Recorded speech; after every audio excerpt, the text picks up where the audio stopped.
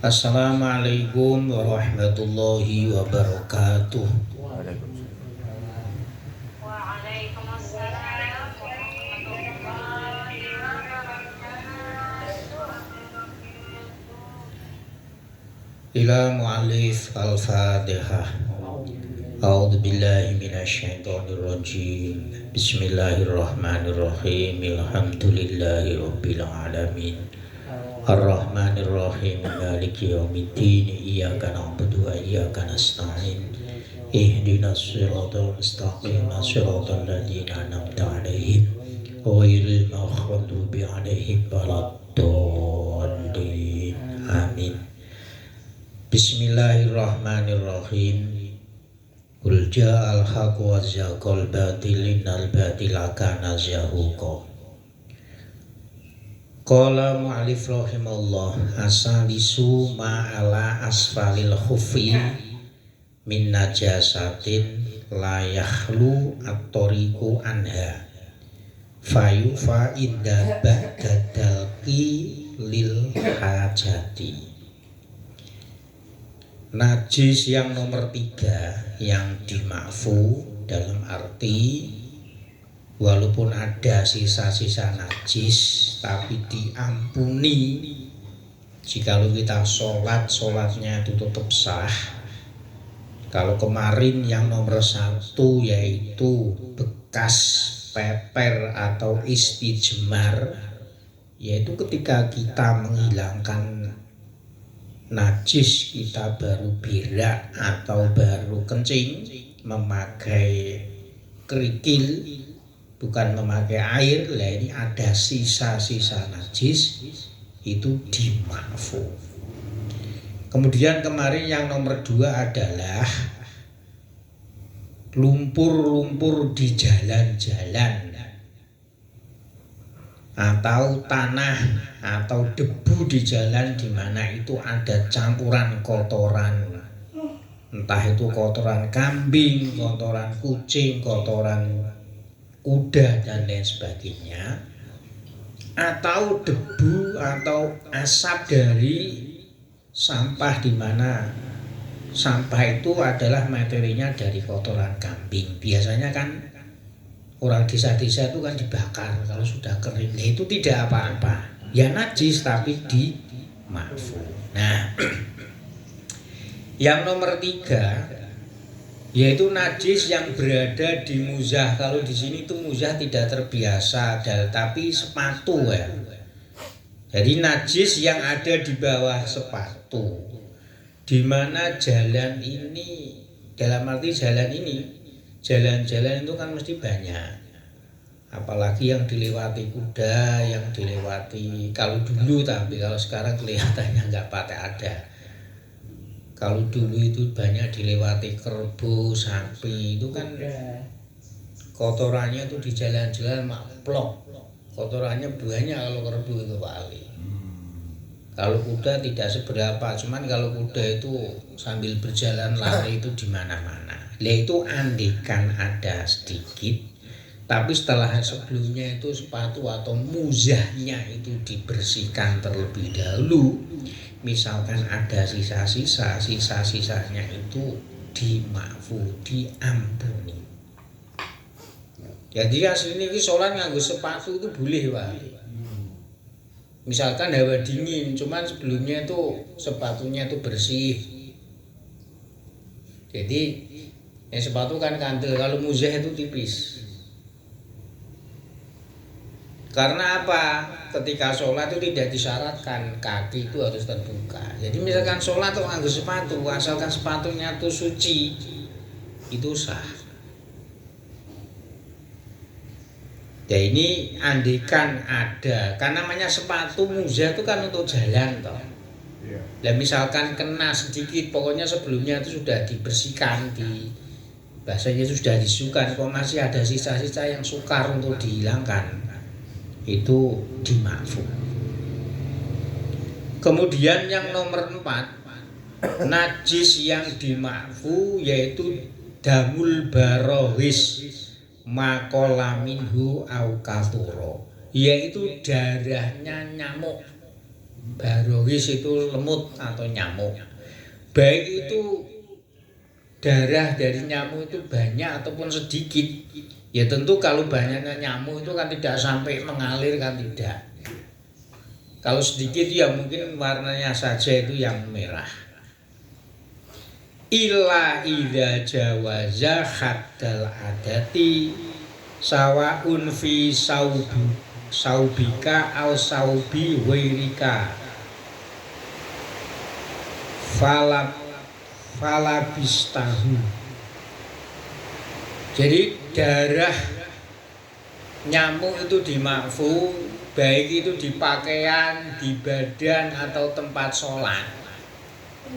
Asalkan banyaknya itu tidak melebihi batas. Lho namanya melebihi batas jenenge lemut itu ya geblek itu ya semono kuwi darahe. Tidak sampai banyak. Itu tidak, hukumnya itu tidak najis. Ya maksudnya dalam arti ya najis tapi dimakfu. Baik itu di pakaian, tubuh dalam arti badan atau tempat sholat.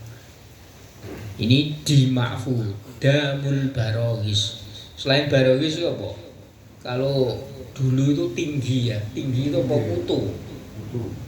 Kalau rumah-rumah dulu itu kan kayu. Lah ini kutu ini kalau orang lagi tidur itu kadang-kadang ya itu cowokot sekit. Lah itu darahnya itu misalkan kita plites itu ya najis tapi dimakfu. Al-khamisu yang nomor 5 najis yang dimakfu diampuni damul basarati wa ma yanfasilu minha min khayhin wa sodidin, yaitu darah dari jerawat. Basarati itu jerawat. Bahasa Jawanya itu kukul. Sukron duwe kukul. Nah kukul mesti ning endi ron? Ning wajah. Utawa gudiken lah ya. Kalau nanti di bawah ini damamil itu ya udun.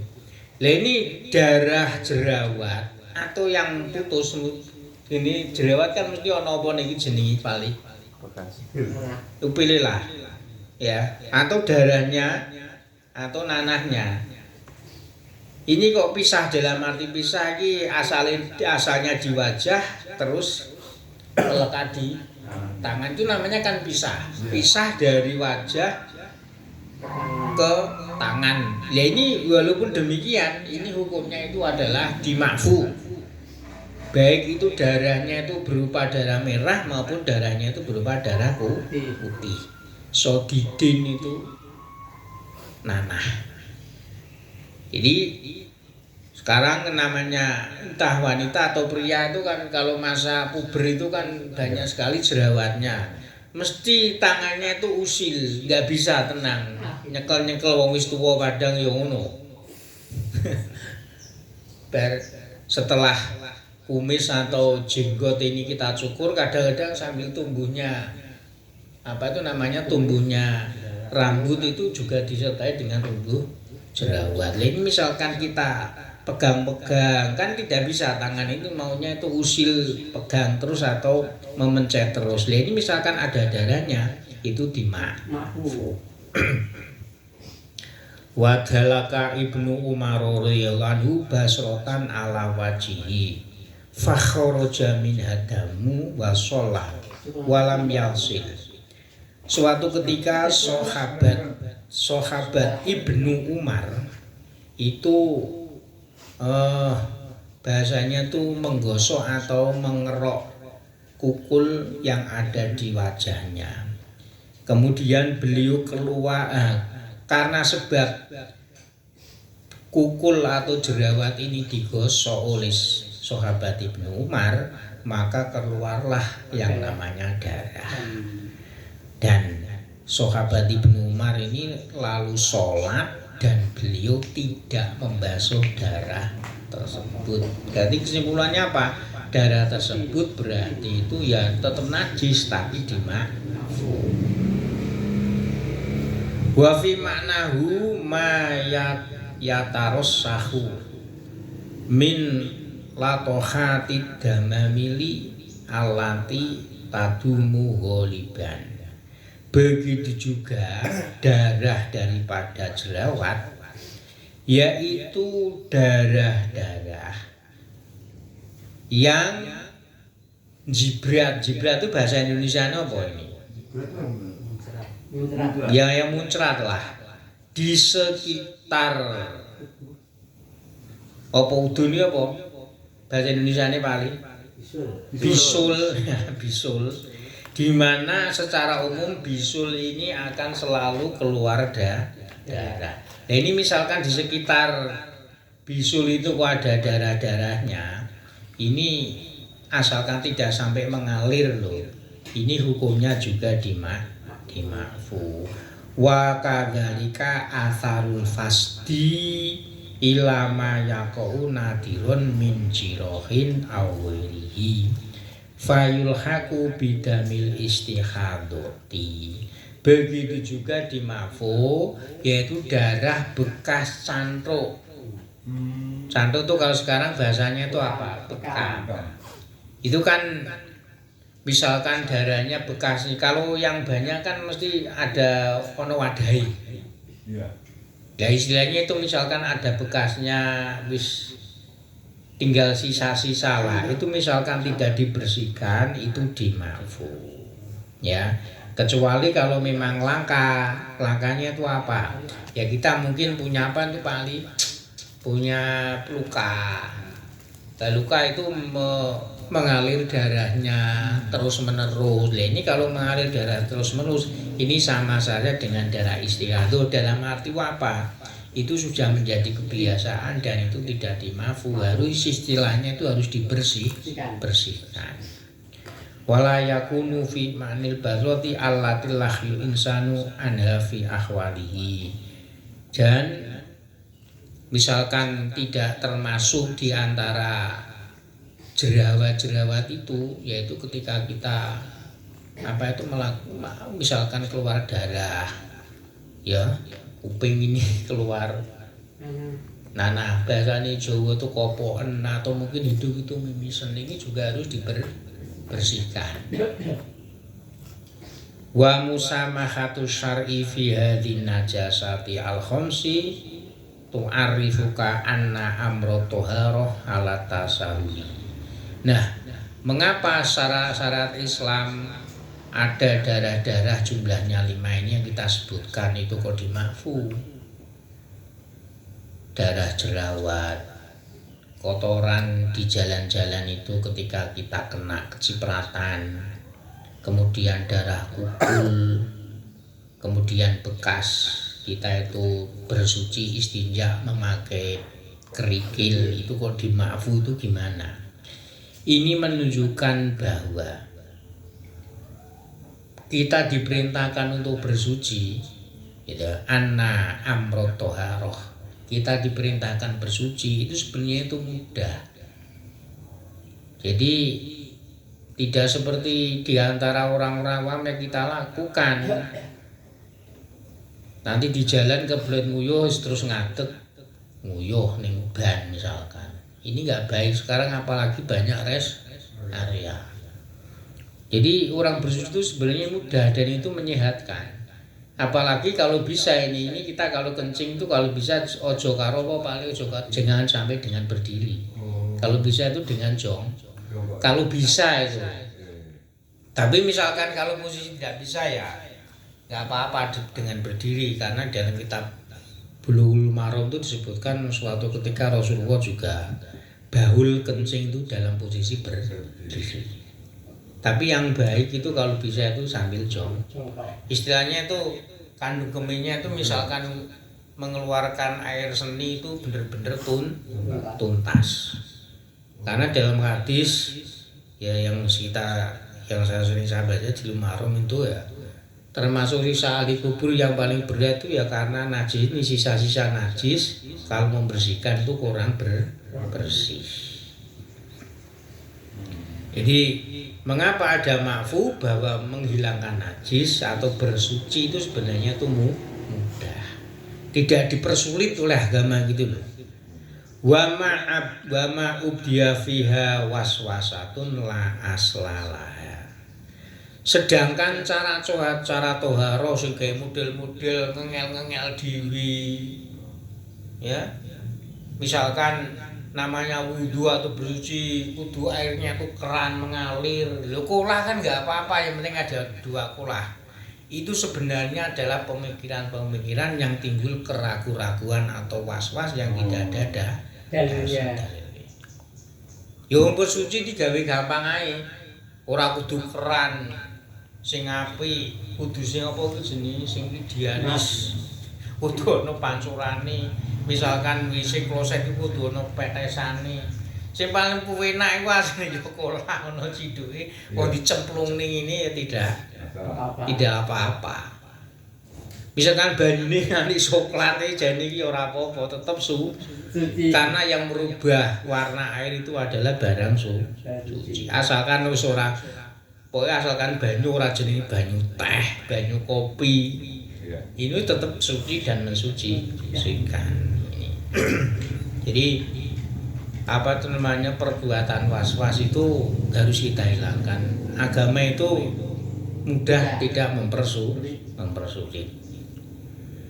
Bismillahirrahmanirrahim. Nah, sekarang ini kalau kemarin babnya adalah menghilangkan berbagai macam-macam daripada apa itu namanya najis dan bentuk-bentuk daripada materi-materi barang yang untuk membersihkan. Sekarang yang nomor 2, at-tarafu tsani fil muzalibihi.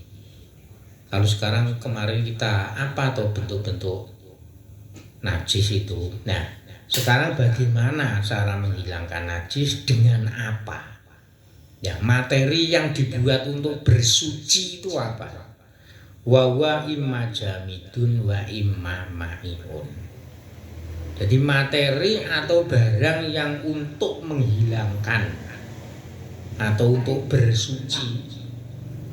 Untuk bersuci itu ada kalanya yang benda padat, ada kalanya benda cair.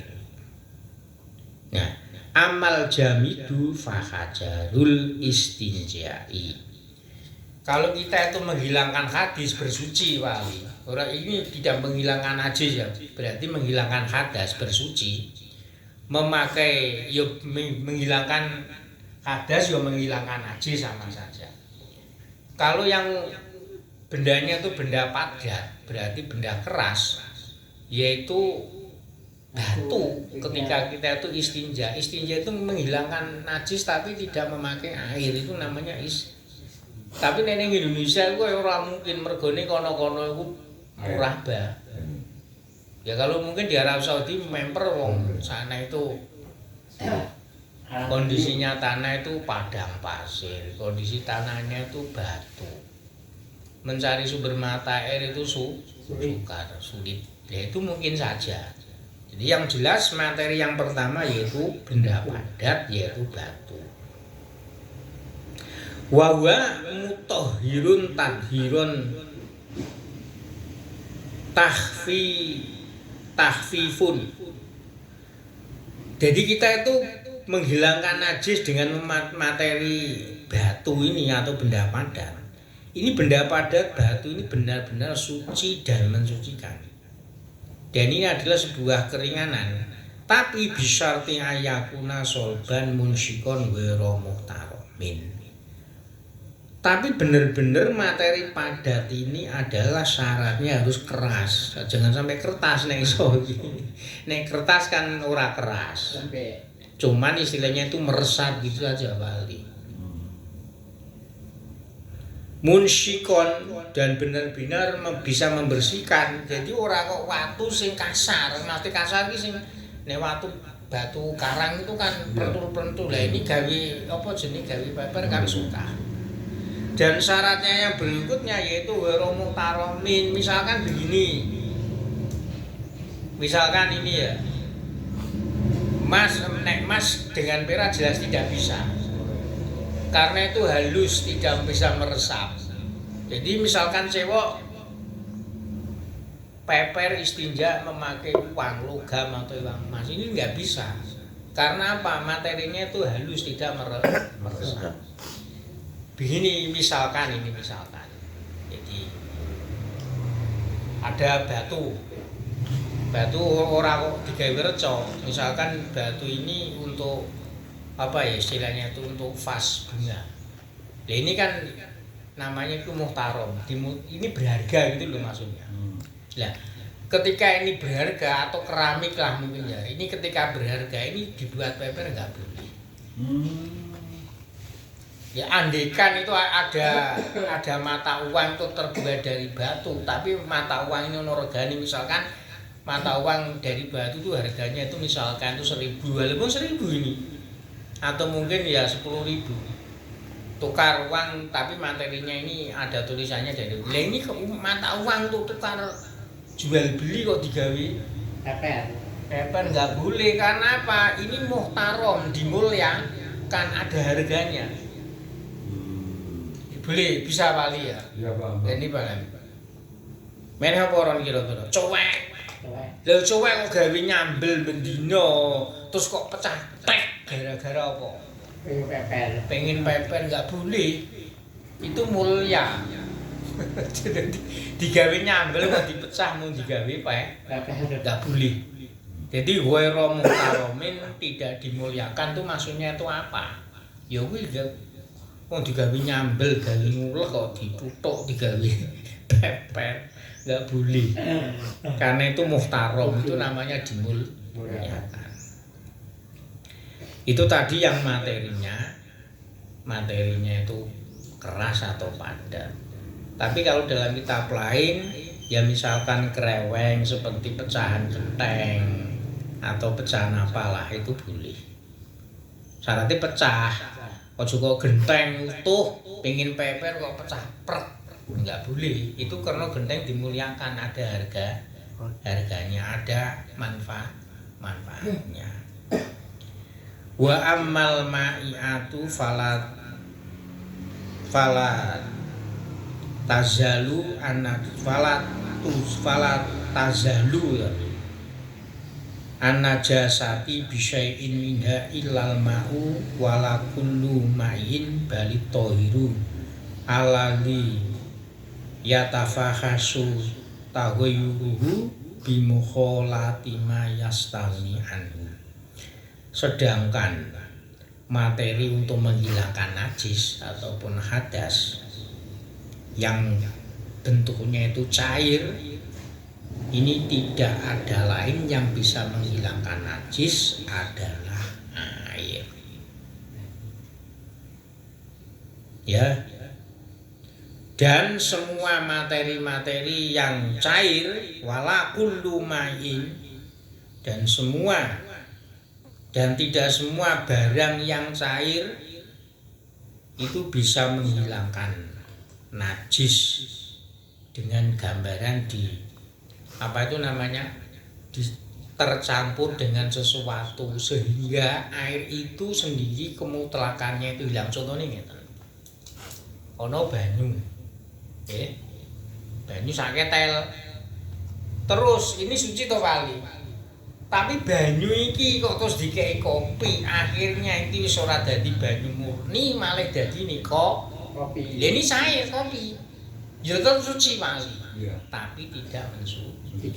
Utawa wis banyu sak ketel putih asalnya direbus. Ya tetap suci. Tapi terus dikei teh. Terus akhirnya banyu teh.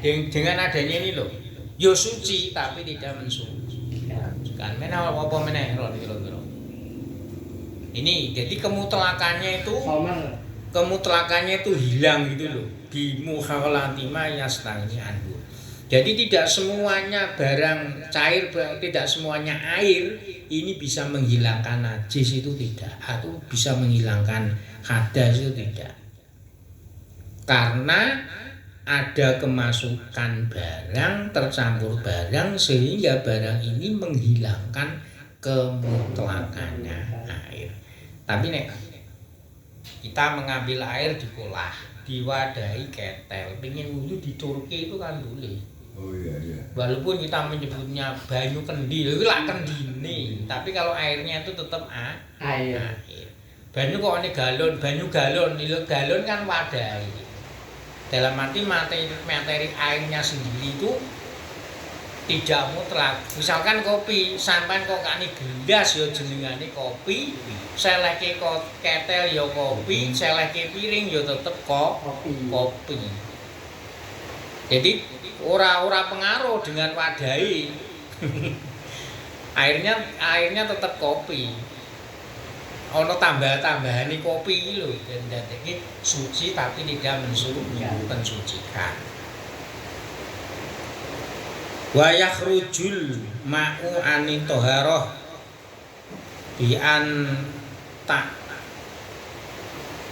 bi'an bi'ayya ta'ayyara bimula qatin najasati ta'muhu.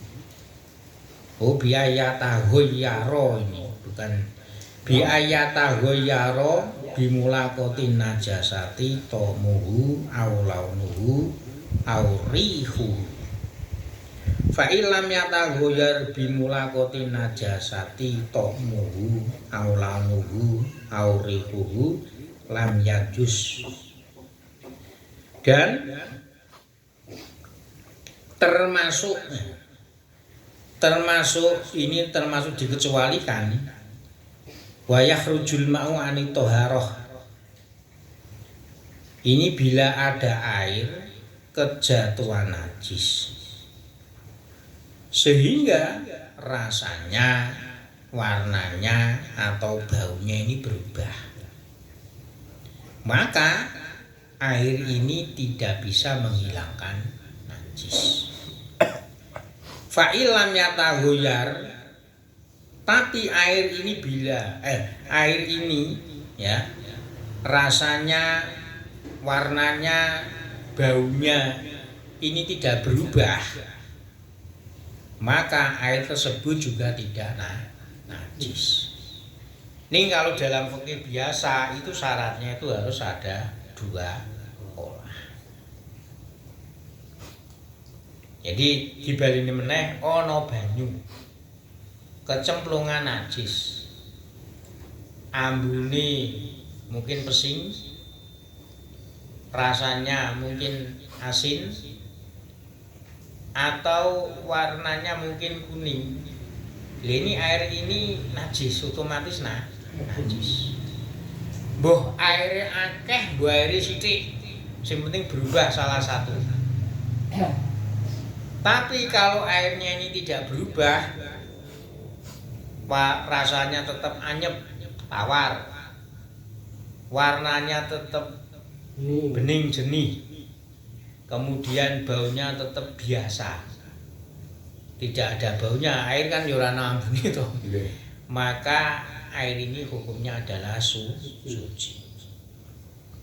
Liqouli sallallahu alaihi wasallam, karena ini mutlak ini. Dalam arti mutlak, hadis ini tidak disebutkan banyu ini kudu akeh apa kudu sithik. Ya oleh ulama-ulama fikih itu diklasifikasi air kalau sedikit kejatuhan najis, berubah maupun tidak, hukumnya tetap najis. Tapi kalau banyak ini tidak najis. Jadinya itu 2 kolah. Dawuhnya Kanjeng Nabi gimana? Khalaqallahul ma'a tahuran la yanjusuhu syai'un illa ma ghayyara ta'mahu aw launahu aw rihahu. Allah menjadikan air ini suci dan mensucikan. Tidak bisa materi lain selain air ini mengakibatkan menjadi najis, kecuali najis yang merubah rasanya, warnanya atau baunya. Jadi kalau Syafi'iyah kuwi kan syarate banyune ana kolah. Makanya kalau melihat hadis ini wali, madhab yang lain selain Syafi'i, pamani banyu ning ketel, sak ketel kan sithik to wali, kok kecemplung tae cecak, sementing ora mambu, ora berubah, rasanya juga tidak berubah, ini tetap suci dan mensucikan, tidak ada syarat harus 2 kolah. Ya ini karena hadisnya Kanjeng Nabi mung kono kuwi tok. Banyu didadekake karo Gusti Allah ki suci dan mensucikan. Redaksi ini lho Pak Ali. Dan air ini tidak bisa menjadi najis kecuali najis ini nyemplung, merubah rasanya atau warnanya atau baunya. Nek ndeloke hadis iki tok, banyu sithik kecemplung najis tae tekek umpamane. Sing penting ora mambu, ora berubah warnanya, tidak berubah rasanya, tetap suci dan mensuci. Nah, tapi kalau Syafi'iyah itu diklasifikasi. Nek banyune sithik yo berubah maupun tidak, ini hukumnya najis. Tapi kalau tidak berubah, kalau airnya banyak ya berarti suci mensucikan. Makanya kalau mazhab lain itu tidak disyaratkan harus banyunya akeh. Jadi yang selama ini kita pelajari ya Salim Safina dan yang lainnya, kalau kemarin-kemarin termasuk kita Riyadhul Badiah itu semuanya karena alam mazhab bisa. Ya ini kan nendone hadis ini kan cuma ngono tok. Jadi Rasulullah tidak menyebutkan itu harus 2 kolah dan hidupnya. Seperti Allah menjadikan air itu suci dan mensucikan, dan air ini tidak bisa menjadi najis kecuali kejatuhan najis, di mana najis itu merubah warna. Jadi ora akeh ora sithik, sing penting koyo ngono kuwi. Makanya dalam mazhab lain ya kapan-kapan nanti kita bacakan namanya kitab Dayatul Mustahil ini ada. Jadi tidak ada syarat harus 2 kolah. Paham ini ya? Bismillahirrahmanirrahim, ini tadi materi yang digunakan untuk menghilangkan najis. Wis akeh apa durung iki? Tiga. Maksudnya tambah meneh apa gak? Wis. Ya sudah cukup, kelihatannya tuh 1/2 jam lebih karena durasinya harus terbatas. Al-Fatihah.